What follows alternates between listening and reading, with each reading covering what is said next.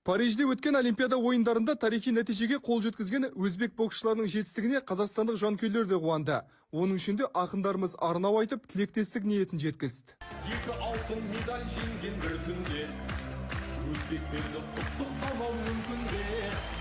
Рашидов пен Дусматов бір алтын ұстатып, жұлдыздармен чемпион болған бір күнде. Ақындардың ізін жалғаған қазақстандықтардың тағы бір легі Олимп шыңын бағындырған бауырлас елдің спортшыларына шапан жауып құрмет көрсетті. Рахмет катта. Қазақ сборныйсының балалары білән Қазақстандық меймандардың сый құрметіне рахмет. Мен көрші елдің боксшыларымен әрдайым қарым-қатынастамын. Ағайынды Оралбай және Қамшыбек Қоңқыбаевпен жиі хабар алмасып тұрамыз. Олимпиада алдында Шымкентте өткен оқу жаттығу аясында олар бізді арнайы қонақ қылған еді. Әуесқойлар арасында бір-бірімізге қарсылас болдық. Енді бәрі басқаша. Бұдан былай тек доспыз.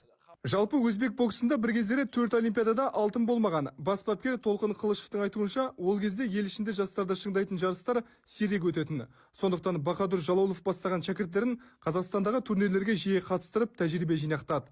Қазір сол жігіттердің дені әлем және олимпиада чемпионы атанып отыр.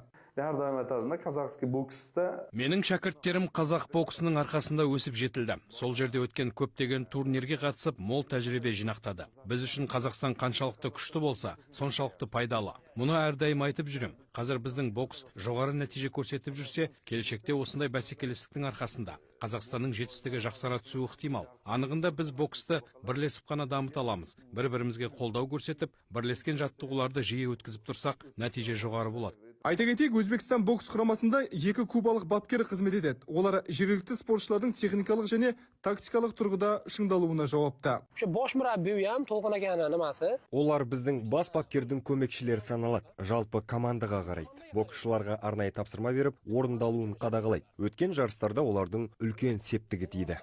Қазақстан мен Өзбекстан алдағы уақытта спорт саласындағы ынтымақтастықты одан әрі бекемдей түсуге ниетті. Бұл мақсатта бірлескен оқу-жаттығу жиындарын ұйымдастырып, тәжірибе алмасу жоспары бар. Рауан Мыңбаев, 24 KZ, Ташкенттен.